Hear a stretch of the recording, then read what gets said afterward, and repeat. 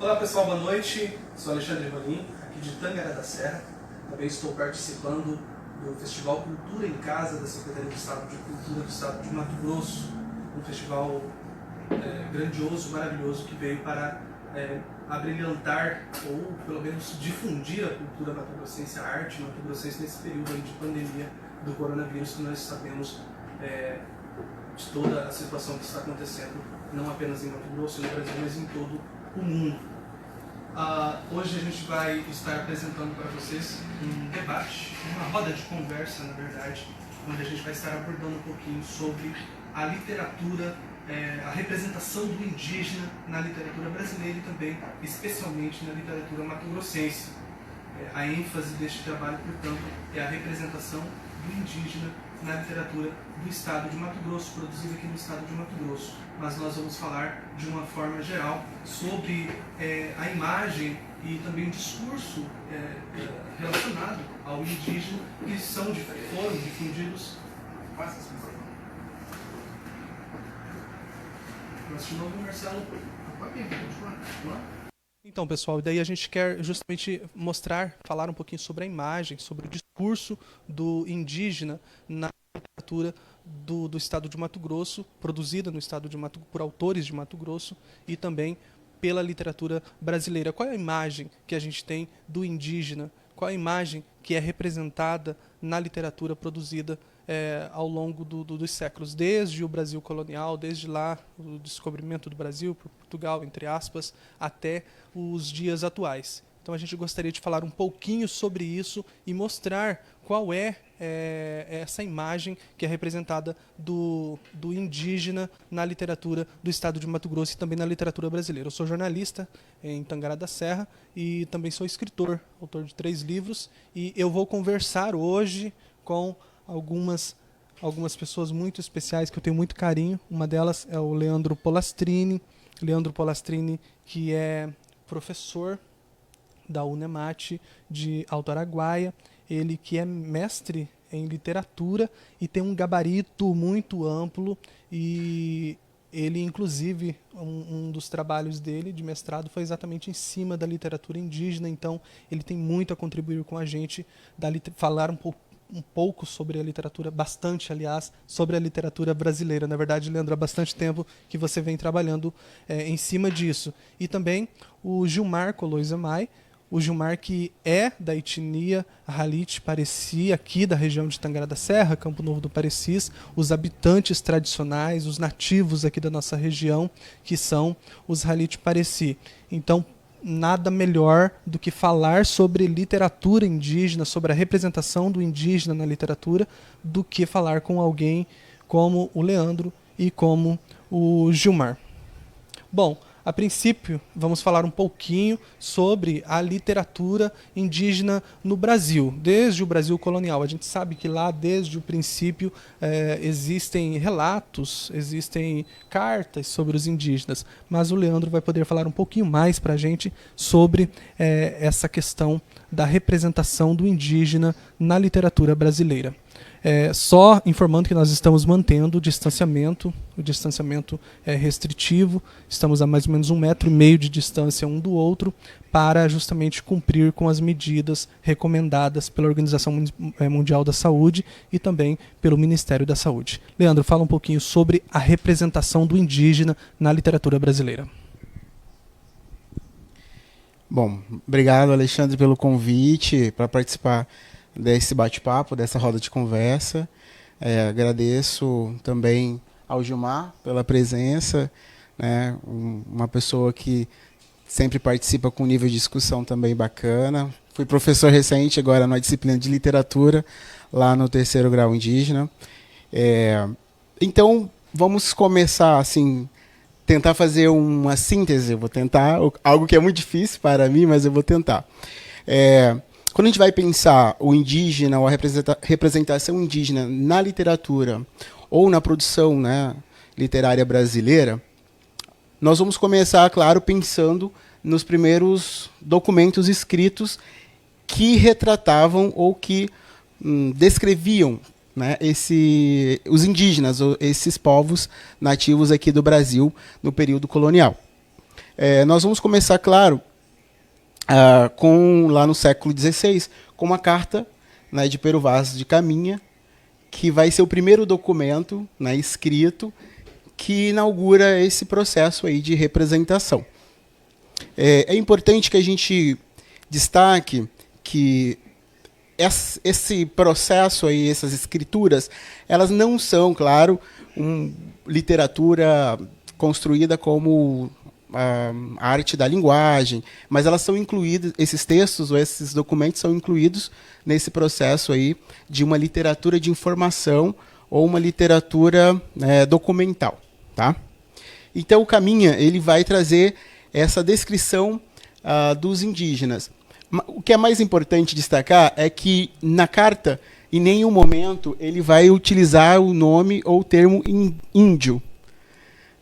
O Caminha sempre vai dizer com um certo distanciamento, porque, de fato, era um primeiro contato, e esse primeiro contato sempre foi de distanciamento. Então, ele vai se referir aos povos indígenas, né, aos nativos daquele momento, como homens da terra, ou então sempre falando eles, deles. Nunca disse na carta, ou não há registro na carta de Caminha, o termo índio. Então, naquele momento, ainda não se tem esse surgimento aí desse conceito, dessa denominação.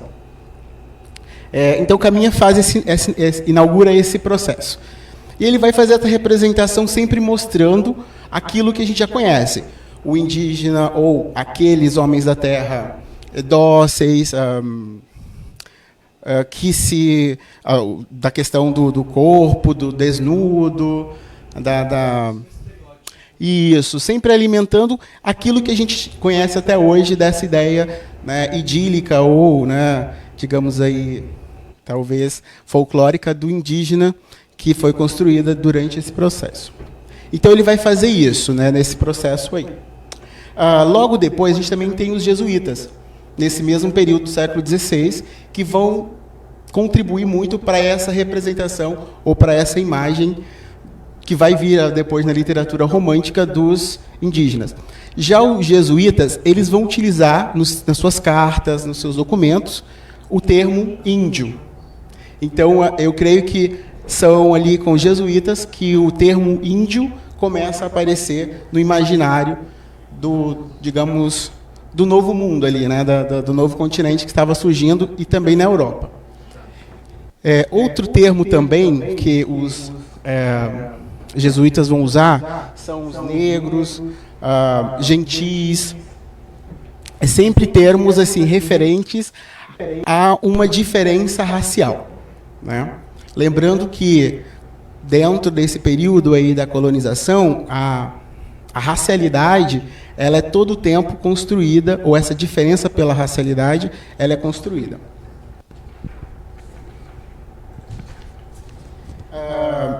Então, nós vamos ter esse termo, né, índio, aparecendo, negros da terra, gentil, que são as denominações que os jesuítas trazem.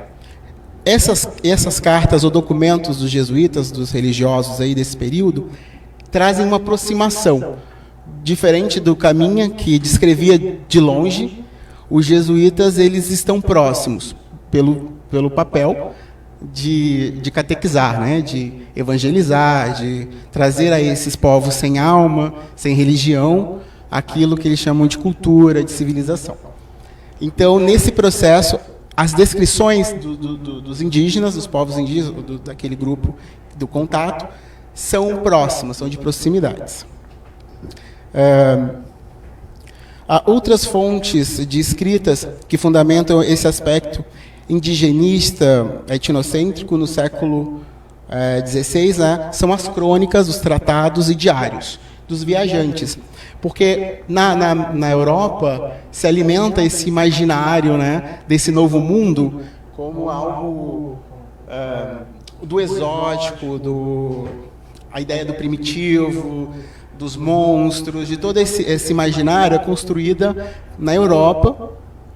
E os viajantes, então, holandeses, franceses, eles querem descobrir, né, esse exótico, esse novo mundo que estava surgindo. Então, nesse processo, muitos cronistas surgem também, representando aí o indígena nessa, mas sempre olhando para o lugar do primitivo, né, do atraso, o nu, né, o desnudo, a gente fala, a ideia do índio mostrando as suas vergonhas, né, essa coisa toda é muito forte nesse processo de construção aí dessa ideia do indígena no Brasil, ou na América Latina, né? Então, essa literatura do período colonial, ela sempre concebida pelos olhos do colonizador, ela via o índio como um ser bárbaro, que deveria ser civilizado, considerado sem fé, pois não tinha a fé do colonizador, né? Não tinha a sua cultura, não tinha a sua crença. Desconsiderando totalmente o que havia de práticas das cosmologias, das crenças, os ritos, as danças, as pinturas, né? Então, tudo isso é trazido aí para essa representação. Portanto, a representação do indígena como selvagem, sem fé e sem lei, ela chega até a produção literária aí dos tão conhecidos escritores do romantismo, né? que a gente já vai conhecer que José de Alencar, eu vou citar assim, apenas o expoente, que foi José de Alencar na primeira fase, já ali no século XIX, né?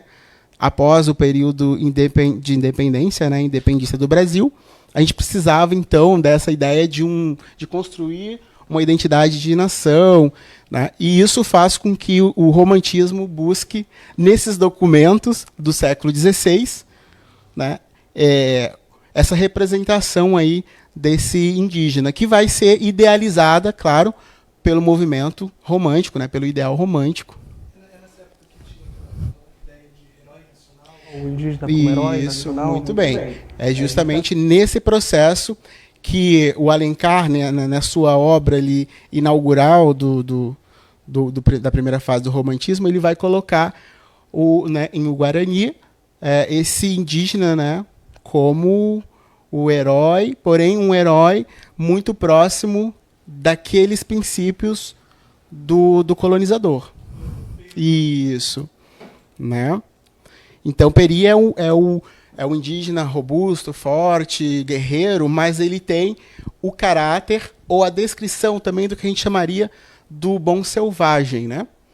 Que é um termo trabalhado, difundido por Rousseau aí na Europa, ali nos séculos antecedentes, né? No século XVIII. Então, esse estereótipo do bom selvagem é trazido para esse processo aí da literatura romântica, principalmente na obra do Alencar.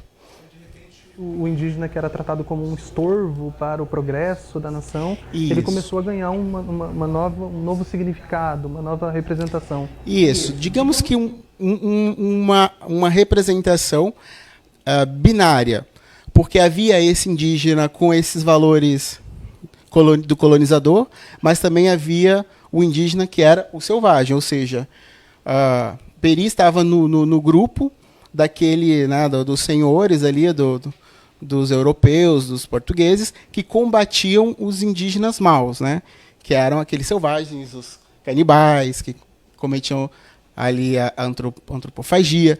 Então, havia esse binarismo entre o indígena bom e o indígena mau. Então, e isso é reforçado nesse processo, né?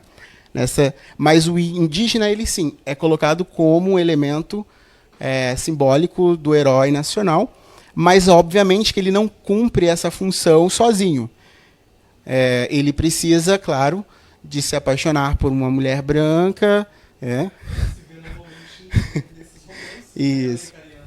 E que é um amor impossível, né? Como a gente vê na trilogia do Alencar, no caso do Guarani e no caso me fugiu o nome, gente, olha eu. Iracema, muito obrigado. Então, o Iracema também não conclui né, com o seu amor lá, Martim. É um amor que digamos, impossibilitado justamente por conta dessa ideia de que o indígena sempre morre no final. Sempre acontecia, né? Bom, então a gente tem essa ideia do romantismo, trazendo o indígena nesse processo aí, né, de herói nacional, mas com esses valores idealizados e tal. A gente tem uma outra produção, mais adiante, avançando, que é a produção ali dos escritores do modernismo. Então a gente vai falar isso, já dando um salto aí, né, do século XIX para o século XX, a gente vai ter esse movimento modernista no início, né, da década ali de 20, né, na Semana de Arte Moderna de 22, que nós vamos ter esse processo do indígena novamente na literatura, dentro da representação aí, como um elemento de brasilidade. Lá no romantismo, a gente precisava do indígena, né, o pensamento da literatura precisou do indígena como um elemento também de brasilidade, mas na ideia de construção de uma identidade nacional, né, de que somos um povo, né, digamos, mestiço, mas em que nós temos que entender que esse outro, o indígena, ele precisa dos valores do colonizador, senão não serve. Já no modernismo, ali nessa primeira década do século XX, a gente vai ter a representação indígena, mas com aquelas inspirações das vanguardas, né, que vem ocorrendo na Europa, lá nos movimentos de renovação das artes, na pintura, né, enfim, no cinema, nas artes plásticas, principalmente, nas artes plásticas. Então nós vamos ter essa ideia de usar elementos que rompam ou que terminem com aquela, digamos, predominância, né, da visão europeia de arte, do classicismo, né, das artes do período clássico, que são períodos que vêm nessa rasteira aí temporal, né? Então, nessa visão, no Brasil, o movimento modernista vai trabalhar com a temática indígena, buscar ali o indígena como esse elemento do subversivo, né? Do como fazer. No entanto, que Macunaíma, que é a obra representante desse período, de Mário de Andrade, ela vai trazer o indígena dentro do seu processo ali de vida, mas também do movimento, né, que ele coloca como um malandro, né? A gente chega a dizer o anti-herói, aquele indígena preguiçoso. É uma exageração, é um exagero, né? É uma hipérbole ali do comportamento que a gente atribui, ou que veio atribuído justamente desde o período colonial, ao indígena como manso, como preguiçoso, né? Não pode ver uma rede que quer deitar, né? Valores contestáveis, né? E o Macunaíma, ele faz uma hipérbole, né, dessa característica, né? E o Oswald de Andrade vem com o manifesto antropofágico, né? Que a antropofagia foi algo muito polêmico, muito complicado durante o processo colonial. Por isso que a igreja, os poderes do Estado combatiam esse pensamento da cultura indígena, por conta de que a antropofagia era algo, digamos, abominável, né, para a nossa cultura ocidental, que até tempos atrás esquartejava pessoas em praça pública, né? Enfim. Então nós temos essa representação do indígena aí na literatura moderna, do modernismo, como esse burlesco, ou com essa ideia de inovar, trazendo aí, por exemplo, até a antropofagia como algo que, digamos, como algo positivo, né? Como algo de que nós já estávamos antropofágicos há muito tempo e não nos dávamos conta. Nessa época, Mário de Andrade, Oswald de Andrade era o top, como a gente diz hoje, né? Sim, mas lendo alguns textos, na verdade, inclusive os textos que a gente faz as pesquisas, alguns documentos dizem que nesse mesmo período, ou nas décadas sequentes, nos anos sequentes, esses textos nem foram tão impactantes assim. Eles vieram a causar mais impactos já, digamos, ali na metade do século XX, que foi que eles começaram a ser mais estudados, aí sim que eles ganharam mais evidências e essa importância que a gente dá até hoje a esses textos, né? Acho que dentro dessa mesma linha temporal, a gente vai falar agora de um momento que o indígena é representado numa literatura, ou num momento que a gente chama de literatura indigenista. Porque a gente veio numa linha aí temporal do período colonial, numa ideia indianista, né? Que o índio era um tema, ele era mas não havia essa profundidade do conhecimento da cultura, do conhecimento da língua, das crenças, das práticas. Era sempre uma descrição muito superficial ou muito de distância. Na literatura dos escritores chamados indigenistas, a gente tem um aprofundamento ou uma aproximação, né? O expoente é o nosso querido Darcy Ribeiro, né, que influenciou bastante o nosso processo aí, com certeza, da educação, assim como também da formação e da discussão da cultura do povo brasileiro, né? Então, eu acho que isso é muito importante. Além do seu trabalho etnográfico, sociológico, ele também escreve aí obras como Maíra, essa obra que vai ser o expoente ou representante maior dessa literatura indigenista da fase aí dos anos 50, 60. Né? Que aí o indígena já é tratado digamos, no seu contexto atual, dentro daquilo que realmente ele é, ou ele está.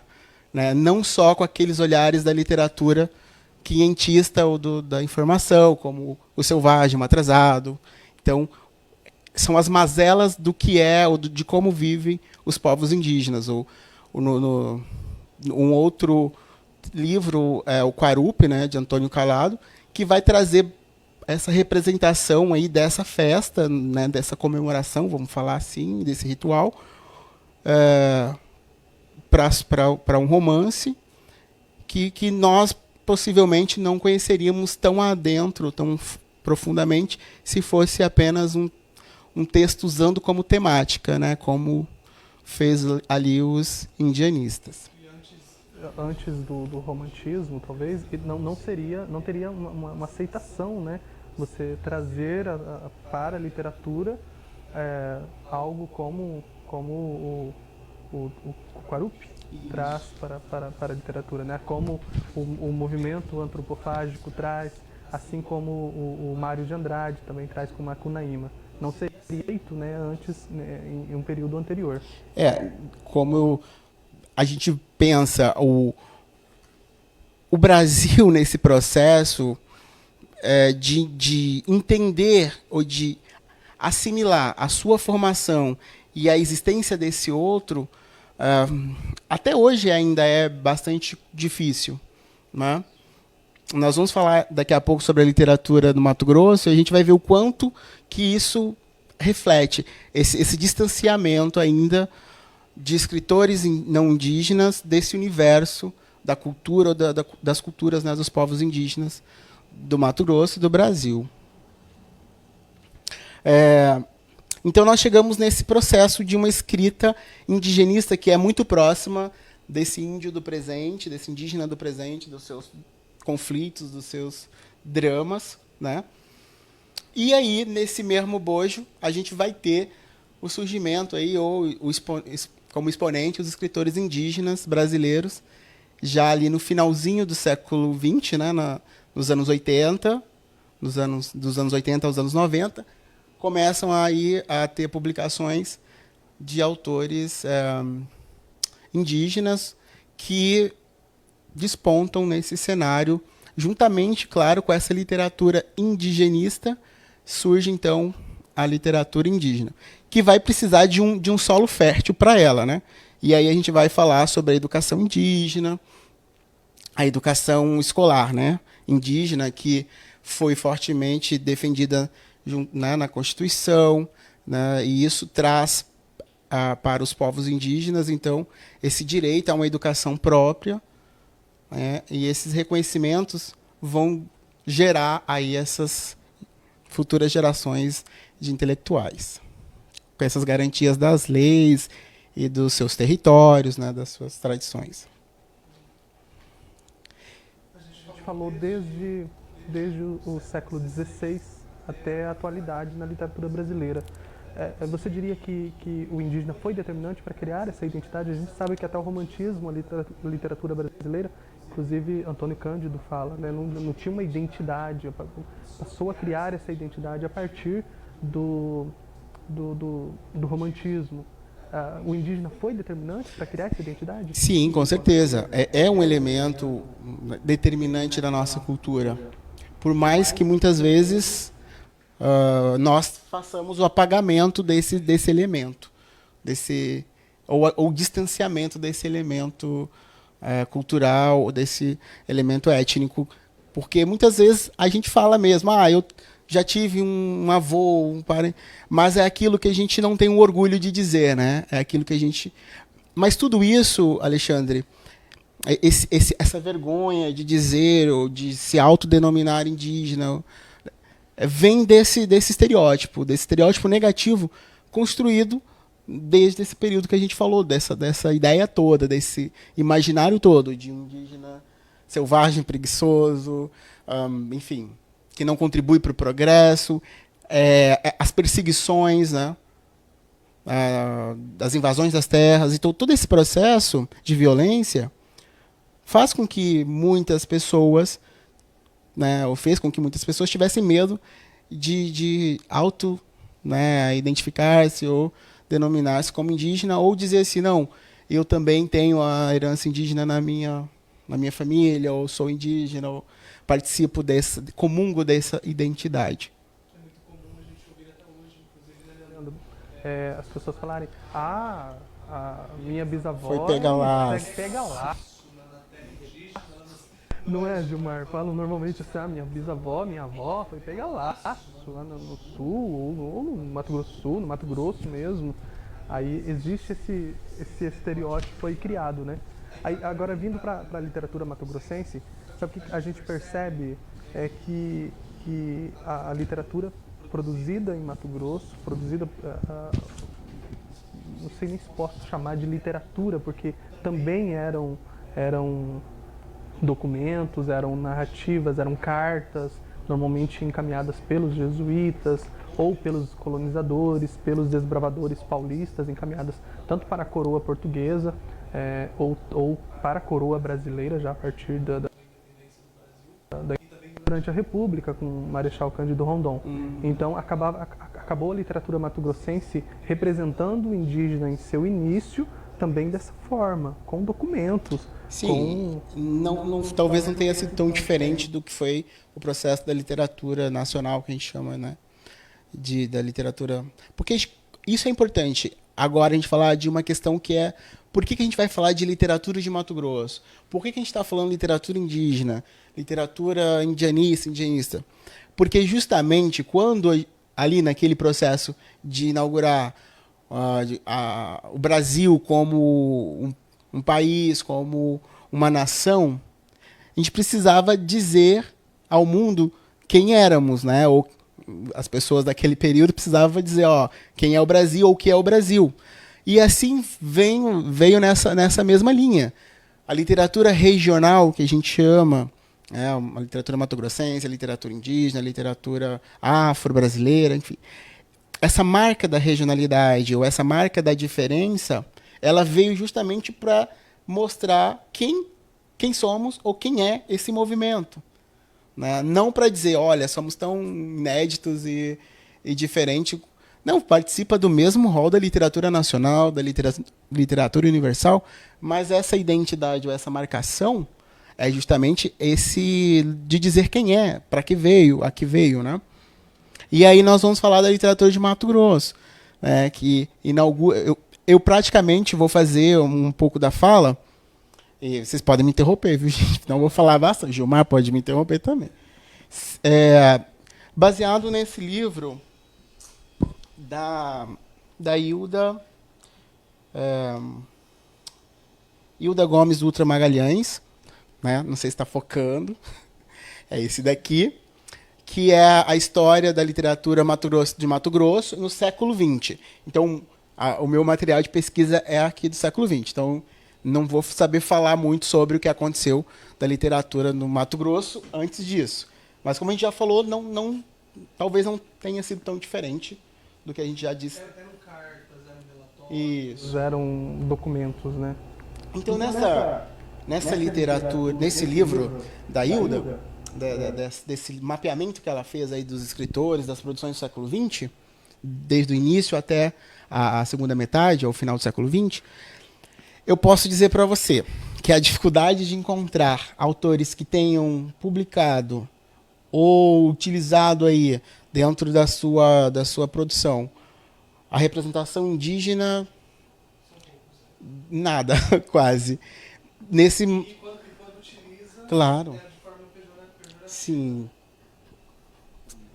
Vai lá, Gilmar. Boa noite. Boa noite, professor Alexandre, a todos o pessoal que está assistindo. Na verdade, vendo aí a aula do professor, né, em tempo de pandemia, o pessoal está tudo aí em casa, com certeza procurando um pouco de conhecimento, né, Alexandre? Sim. Então, agradecer a oportunidade, né? Com relação a tudo que o professor está explicando, falando como indígena agora, assim, a literatura ele fixou uma imagem de nós indígenas como se fosse uma só pessoa, né? Tipo assim, se lá o índio, você fala assim, eu vou numa escola, por exemplo, peço para alguém desenhar um índio. Ele vai desenhar com 3 peninhas na cabeça, com um arco, uma flecha ou num barquinho, né? Então isso a literatura ele fez com nós, né? Com nós indígenas. Quando na verdade a gente sabe muito, muito diferente, né? No Brasil tem mais de 300 povos, mais de 180 línguas, tem índio negro, tem índio de olhos azuis, tem todos os tipos de indígena, e a literatura ele fez, fixou unificou nós indígenas como se fosse uma só pessoa, né? E isso aconteceu devido justamente a esses autores, né? Esses autores que escreveram alguns livros. Por exemplo, a Iracema ele é uma história lá dos indígenas do Nordeste, se não me engano, né, professor? E ele fez isso com nós, comunidade indígena.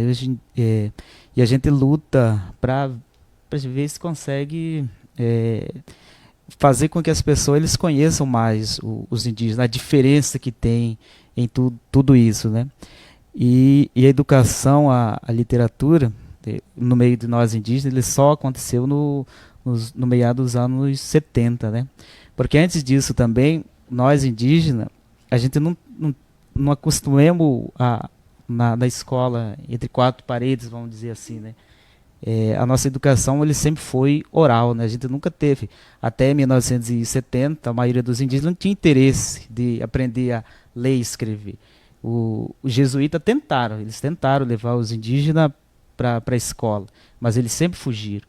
Mas eles fugiram por quê? Para manter toda a essência. Desde o início, eu acredito, como estudante acadêmico, professor, que se eles aceitassem naquela época esse modo de ensino, a gente tinha acabado com a nossa cultura, tinha acabado com o nosso jeito, acabado com o nosso idioma, né?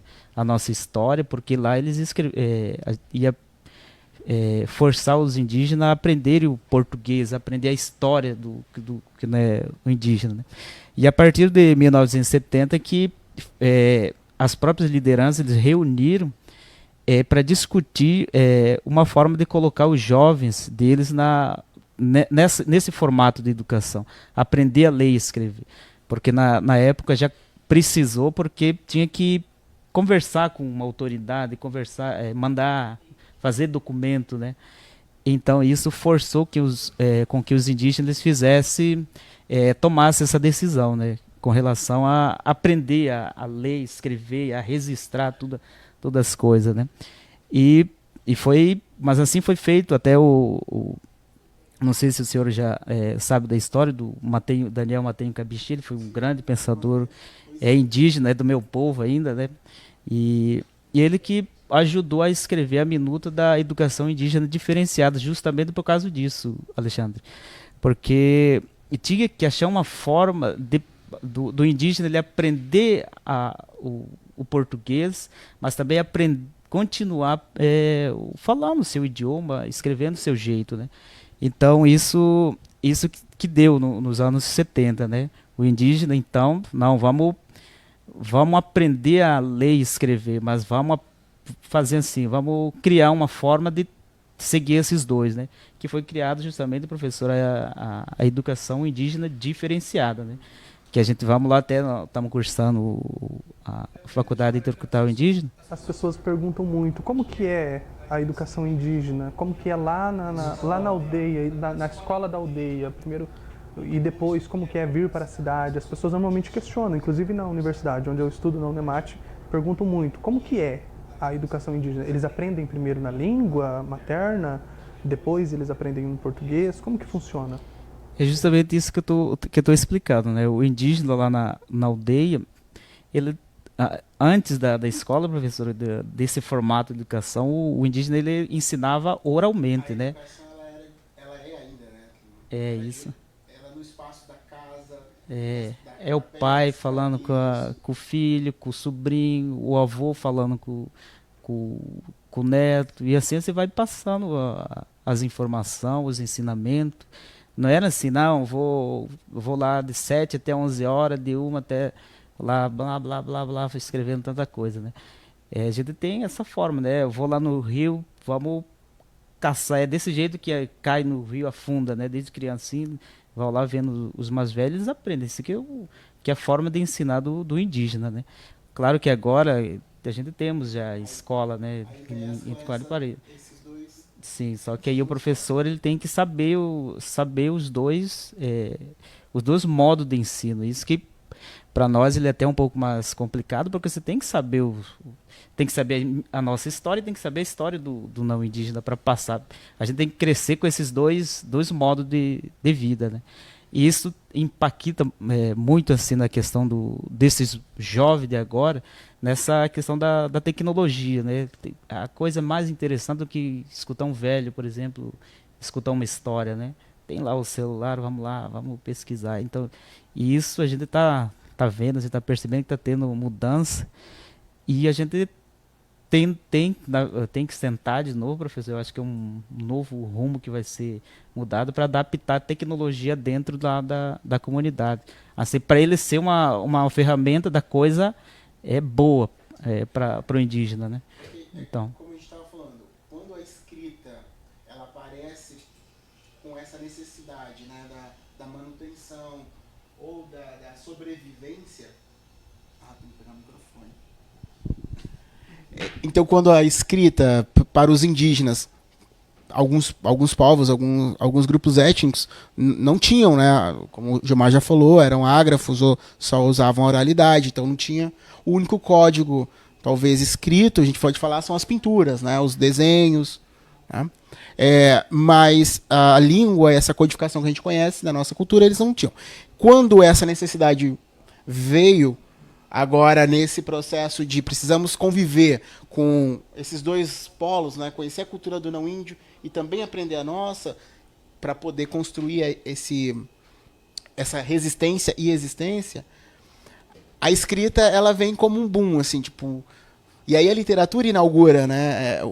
Os indígenas quando vem essa possibilidade de posso contar a minha história, posso contar a história do meu povo, posso registrar esse mito, posso registrar essa experiência, posso criar.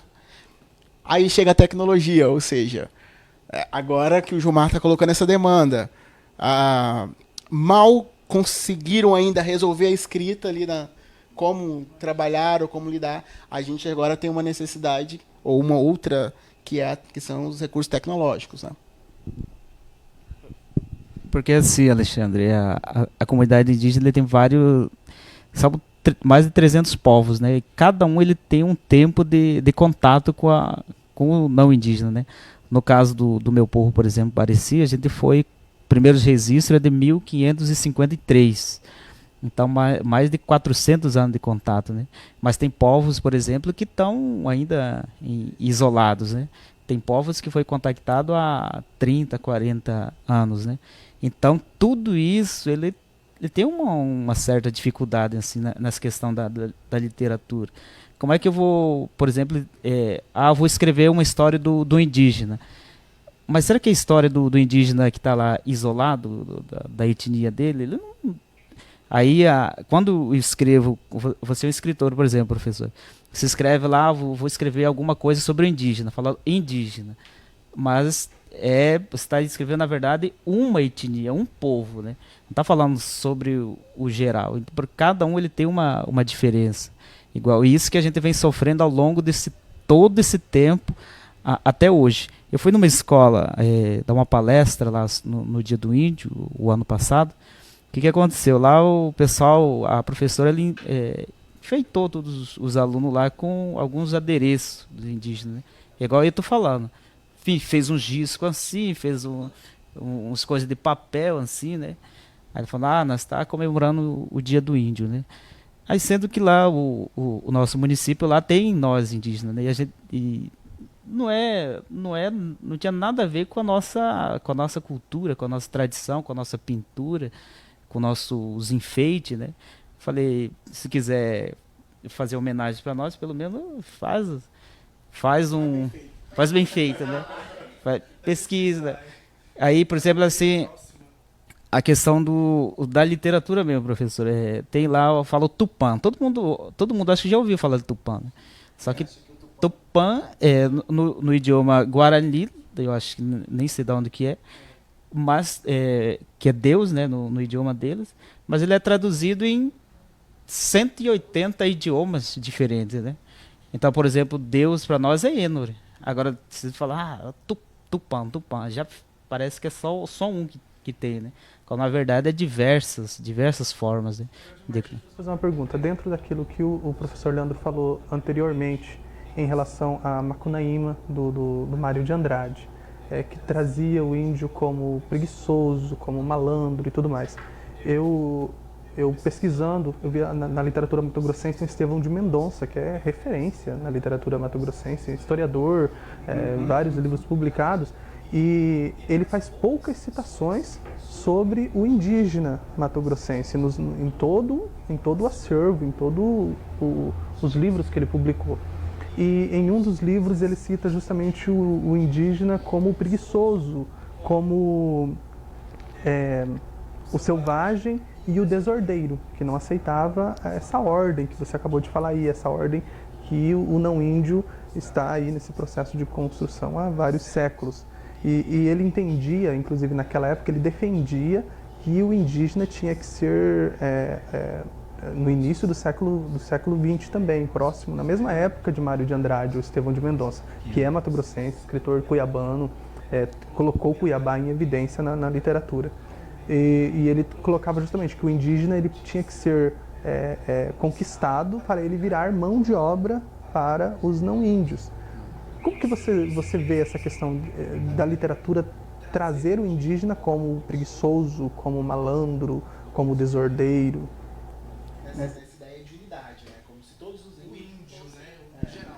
É que, na verdade, pelo menos na minha opinião, eu vejo assim que a forma, eu acho, da maioria dos indígenas, assim, de não cumprir o horário, igual eu falei, né? Das 7 às 11, das 1 às 5. Trabalha de acordo com a sua necessidade, né? Por exemplo, foi na roça, trabalhou lá, cansou, ele volta e descansa. Isso pode ser, ele pode ir lá 3 horas da tarde, 1 hora da tarde. Eu acho que nisso tudo que foi criada essa ideia do índio ser, e agora eu falo assim do geralzão, né? Mas assim o meu povo ele tem quase que uma regra, né? Antigamente eu digo assim, a gente não tem mais a maioria dos mais novos, ele não tem mais o costume de acordar, mas os mais antigos, professor, acordava 3 horas da madrugada, ficava planejando o que ia fazer no dia inteiro, né? Os parecidos ralites dormiam pouco, né? Acordava 3 horas, 4 horas, tomava banho e planejava o que ia fazer no dia. Então não escuta às vezes o pessoal falando até nos comentários quando a gente tem a rede social, né? A gente deve ver isso, né? É igual sobre o recurso que veio para a FUNAI, por exemplo, 7 milhões. Teve um comentário lá que o pessoal não produz nada, né? Não faz nada. Como é que eles querem? Sim. Mary, que está aqui com a gente, não pesquisou, né, para saber, por exemplo, os indígenas parecidos produzem muito e tem muito trabalho desenvolvido, inclusive na área econômica, né, para sustentabilidade. E a questão assim de nós indígenas, a gente ficamos muito assim, praticamente tentaram tirar nós da história. E eu acho muito, eu fico às vezes triste de ver a história do Mato Grosso, por exemplo. O meu povo que ajudou o Marechal Rondão a abrir todos por que o Marechal Rondão fazia as linhas retas, né? Por que ele não ajudava o pessoal quando tinha alguma doença, alguma coisa, eles que ajudavam ajudaram a abrir. E não cita você vê aí a história do Mato Grosso, se tem alguma citação da ajuda do indígena. Pergunta se tem algum, não tem nenhum nome. E a gente, o meu povo praticamente deu a vida para abrir tudo o estado e não tem, a gente vê nem nada registrado. A marcha para o oeste, né, no estado novo de Getúlio Vargas, ela foi toda, aconteceu graças à ação dos indígenas Pareci-Ralite, que são aqui da nossa região, sim, né, com as linhas telegráficas, com essa necessidade que o governo via de conquistar a região oeste até chegar ao estado de Rondônia, divisa com a Bolívia. Foi determinante a participação dos indígenas Pareci, mas infelizmente o que a gente vê são citações em trabalhos como a do professor Leandro, são em teses de mestrado, de doutorado e assim por diante. E uma coisinha, eu pesquisando, eu encontrei, tem um escritor mato-grossense que eu gosto muito, que é o Ricardo Guilherme Dick, e ele faz já nos anos 70, ele faz uma referência diferente ao indígena. Porque ele conta em um romance, o nome do romance é Cerimônia do Sertão. E ele fala no romance dele, conta uma história que acontece em Cuiabá. Mas em Cuiabá, dentro do romance dele, existe um índio Chavante. Esse índio da etnia Chavante, ele tinha um problema de cegueira. Novamente, era um indígena boêmio, que bebia, que ia para farra, que gostava que vivia de bar em bar, só que daí o que é interessante na continuidade da história desse personagem do Guilherme Dick é que para ele o indígena iria voltar a enxergar se ele voltasse para a terra dele. Então olha só, já muda em relação a Estevão de Mendonça, ele mesmo que traga ainda essa mesma relação que Estevão de Mendonça trazia lá do período do modernismo, ele traz também, mas só que ele muda, porque o índio era cego enquanto ele estava na cidade, na visão dele. Se o indígena voltasse para a terra indígena Chavante dele, na região do Araguaia brasileiro, tá lá, ele voltaria a enxergar. Essa construção digamos, do indígena nesse lugar do contexto urbano, ela vem justamente nessa segunda metade do século XX, que a gente já falou ali de uma literatura que vai retratar o índio do presente, ou do presente daquele momento lá. Então, a presença indígena no núcleo urbano, nas cidades, ela é real, ela existe. Nós convivemos, eu cresci numa cidade, né, Barra do Bugres, em que há uma aldeia, um grupo étnico, o Mutina. Então, eu convivia com aquelas pessoas, eu visitava a sua aldeia. Então, como dizer ou como ignorar essa existência, né, ou esse movimento que a gente chama, né, de mão dupla entre essas culturas? Mas a literatura, Alexandre, a literatura em Mato Grosso, pela pesquisa que eu fiz nesse mapeamento da Hilda, ou de até outros livros, a literatura ela conseguiu fazer esse apagamento, ou esse soterrar essa relação, essa existência, isso que o Gilmar falou, desse processo de desbravar, que os indígenas participaram também, junto com os bandeirantes. Então, eu ficava me perguntando, como um estado com mais de 40 etnias, grupo de povos étnicos, né? Quantos? 43. A gente não tem, na literatura desse estado, essa presença. Eu realmente fiquei espantado. Mas aí, dentro do que eu observei, que a Hilda, né, Magalhães vai trazer, a literatura no Mato Grosso, aí desse período do século XX, ela estava muito preocupada com outras coisas. A Hilda Magalhães, ela vai dizer que é uma literatura de anacronia, né? Ela não está no mesmo movimento que a literatura nacional. Então, no século XX, o pessoal ali, os escritores, o Dom Aquino, né? Ou até mesmo o Estevão de Mendonça, que você citou, eles estavam preocupados em inserir a literatura naquele movimento romântico, arcadista, o parnasiano, das belas letras. Então, era isso que estava acontecendo ali, né, nesse contexto da primeira metade do século XX. Então, o indígena, dentro até mesmo dessa visão romântica no Mato Grosso, ele nem aparece nessas obras. A gente vai ver lá no Pedro Causa d'Áliga, né, que é o Dom Pedro Causa d'Áliga, que ele está aí no livro da Hilda, que vai ser onde o índio vai aparecer como temática, nos conflitos, né, agrários, nos conflitos de terra, que são, digamos, as emergências dos povos indígenas, assim, ou as urgências também nesses tempos atuais, né, do conflito com os poceiros, os fazendeiros, né? Essa subalternidade ou essa violência. Então, Causa d'Áliga, na sua poesia ali da região de São Félix do Araguaia, né, que vai retratar essa região, os indígenas também daquela região farão parte dessa produção aí do Causa d'Áliga, que foi o primeiro movimento, assim, o primeiro autor que eu falei, até que enfim alguém, né? Mas isso já é agora, né? Já depois do século, ou depois da década de 50. E aí, um livro que eu também encontrei, que eu inclusive já tive, não sei cadê, é o do Diogo Vilela, que é Xanunu Tamu.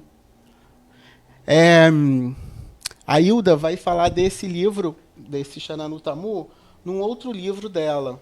É um livro, não sei cadê, está por aqui, que vai falar da literatura da Amazônia Legal. E ela vai citar o Xananu Tamu, que vai ser uma obra de também meio burlesca, assim, mas que vai tratar justamente dos dramas dos indígenas desse mesmo processo, das invasões de terra, do silenciamento, da violência, né? Mas aí vai usar termos, né, personagens com nomes jocosos, assim, vai colocar Hitler no meio, com nomes, vai brincar com o contexto que estava ali naquela época, que era o da ditadura, né? Alguns personagens recebem nomes de representantes aí, autoritários, ou seja, do Brasil ou do mundo.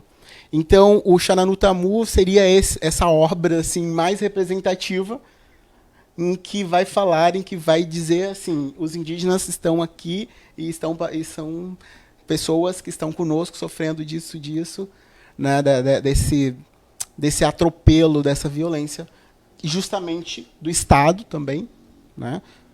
Como que o Estado ignora esse sofrimento, né, desse grupo, desses povos.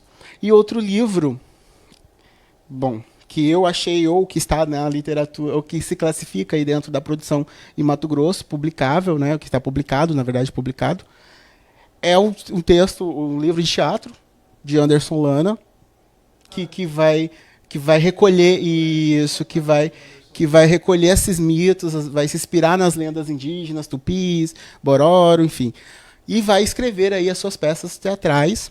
E outra pessoa também que eu encontrei foi o Luiz Carlos Ribeiro, né? No seu livro A Mala de Fugir, a gente tem o conto Reino de Cuiaverá, que é justamente esse contato né, do indígena com os bandeirantes e dessa terra mágica que é Cuiaverá, que vai se transformar com a chegada dos bandeirantes.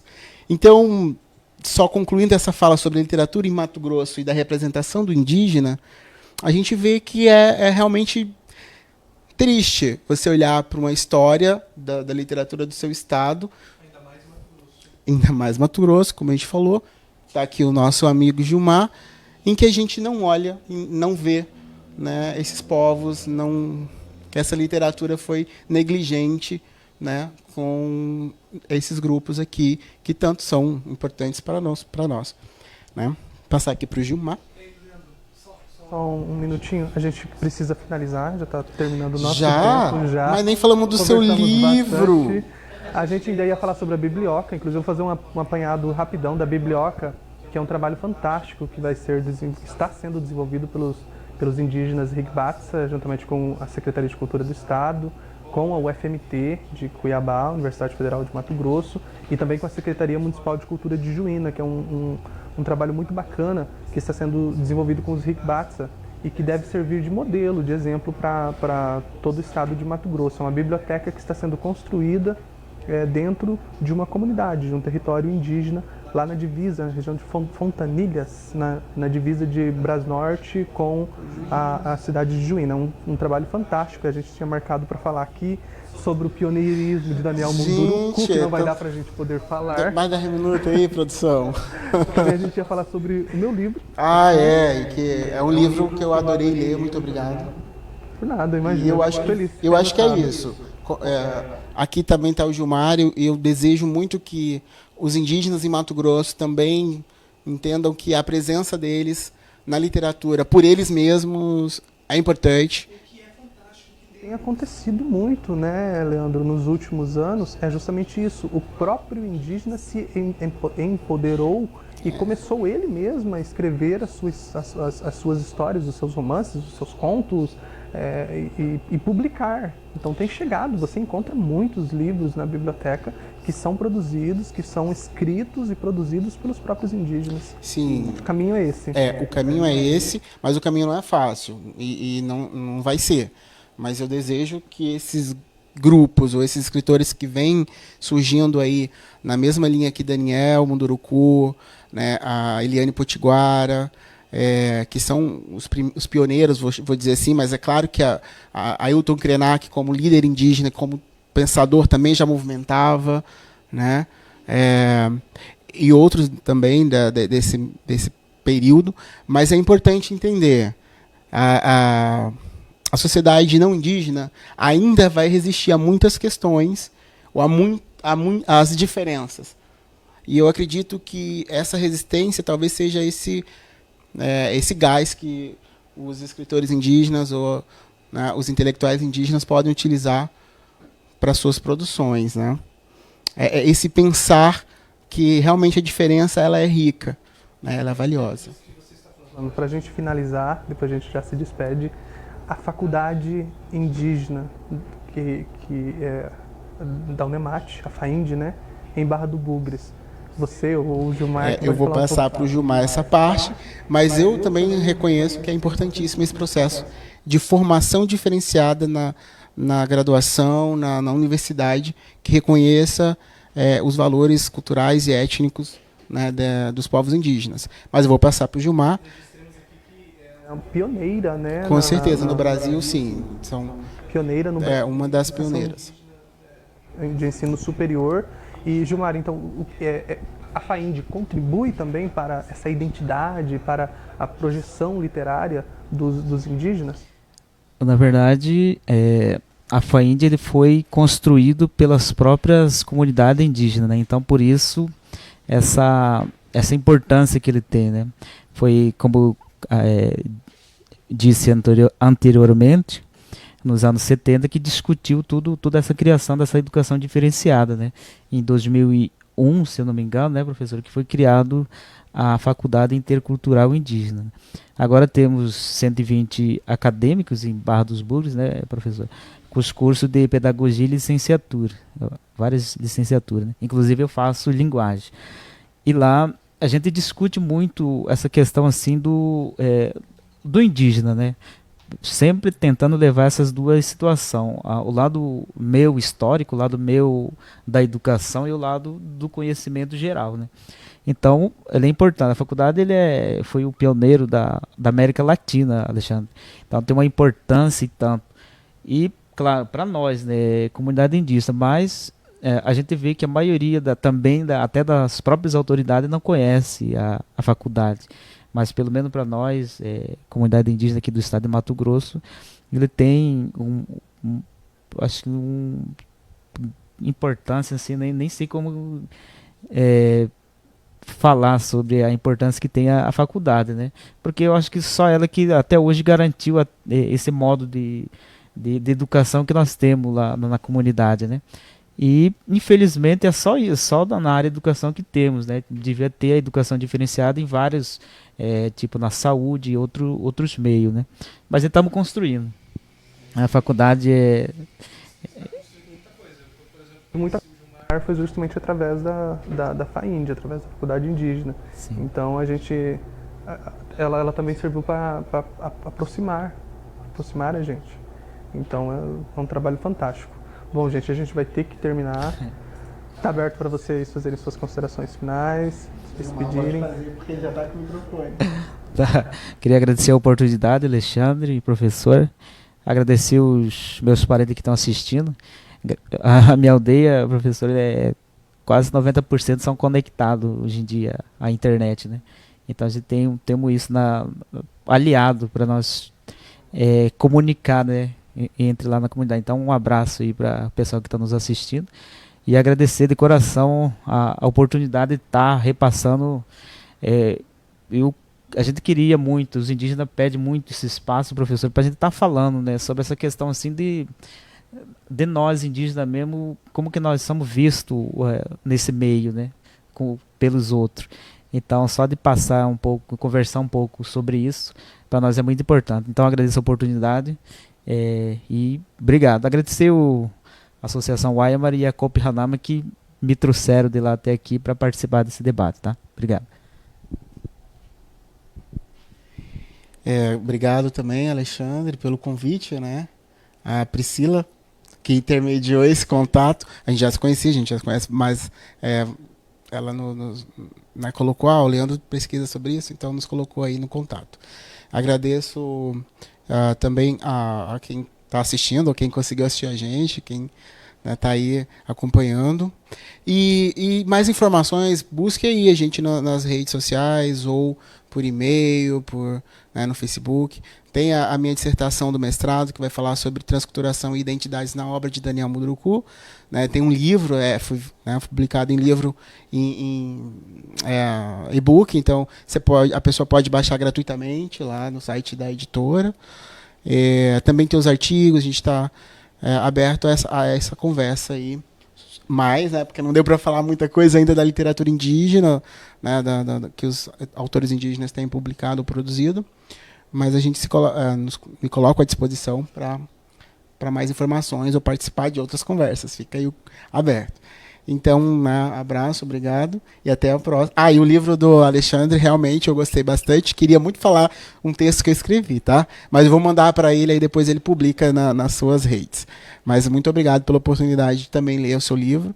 Espero que outros escritores não indígenas se sensibilizem com o seu trabalho e com o cuidado que você teve ao produzir. Então, muito obrigado. Imagina, eu que agradeço, Leandro. Muito obrigado, Gilmar, também. Leandro é uma pessoa fantástica, conheço há bastante tempo do teatro, desde que eu morava em Campo Novo do Parecis, ele morava aqui em Tangará da Serra, fazia teatro, nós nos conhecemos. Gilmar conheci através da Faculdade Indígena de Barra do Bugres. Muito obrigado a vocês, eu acho que foi muito proveitoso este momento. Eu gostaria de agradecer também a Secretaria de Estado de Cultura, que desenvolve este projeto, o Festival Cultura em Casa, também do Governo do Estado de Mato Grosso. Gostaria de agradecer a Secretaria de Cultura aqui de Tangará da Serra, que também oferece suporte para a gente, aos meus amigos, a Priscila, a Mary, também que está aqui com a gente, o Eduardo Medina, que intermediou toda essa transmissão ao vivo, o Riso, que também está aqui contribuindo com a gente, Gunter Duarte também, que estão todos trabalhando aqui com a gente. Então gostaria de agradecer muito, Japa, e assim por diante. E agradecer especialmente a todas as pessoas que acompanharam essa transmissão ao vivo, falando um pouquinho sobre a literatura mato-grossense. Eu gostaria só de fazer antes de finalizar, gostaria de fazer um apanhado sobre um projeto nacional que está em tramitação no Congresso Nacional e que seria muito importante se este projeto fosse aprovado, que a gente buscasse apoiar este projeto. É um projeto de uma deputada e ele está em tramitação no Congresso Nacional, que ele também pode dar oportunidades a artistas, a produtores culturais, enfim, todos os movimentos culturais do Brasil que também podem receber recursos para poderem estarem fazendo esse mesmo tipo de trabalho que o governo do estado de Mato Grosso está oferecendo, realizando essas transmissões ao vivo e estarem recebendo por isso. A gente sabe, a gente tem acompanhado que está muito difícil. Imagina o tanto de músicos, o tanto de atores, o tanto de pessoas que relacionadas à dança, em todos os movimentos, trabalhadores da cultura em geral, que estão em casa hoje, não podem trabalhar. Os eventos não estão permitidos em razão das medidas restritivas. E não somente os trabalhadores, como também as pessoas que produzem estes eventos e organizam eventos. A gente vê que tem um movimento no estado de Mato Grosso, porque eles estão pedindo socorro. Imagina, a Expo Serra, por exemplo, que é uma festa influente aqui em Tangará da Serra, que dá oportunidade para vários artistas da música, da dança, enfim. Este evento não vai acontecer este ano, eu acredito que não vai acontecer este ano, assim como em todo o estado de Mato Grosso esses eventos não irão acontecer. Então este projeto que está em tramitação no Congresso Nacional é muito importante. Você artista, entre lá, PL 1075, projeto de lei 1075, está em tramitação no Congresso Nacional e ele vai oportunizar para que outros artistas recebam para poder continuar desenvolvendo o seu trabalho mesmo neste período de pandemia. Então, pessoal, muito obrigado por vocês terem acompanhado. Jean Moura, um forte abraço para vocês aí da Secretaria de Estado de Cultura. Obrigado, pessoal, por ter acompanhado e ter esperado por todo esse tempo, ouvindo um pouquinho sobre a literatura indígena do estado de Mato Grosso. Muito obrigado e até mais.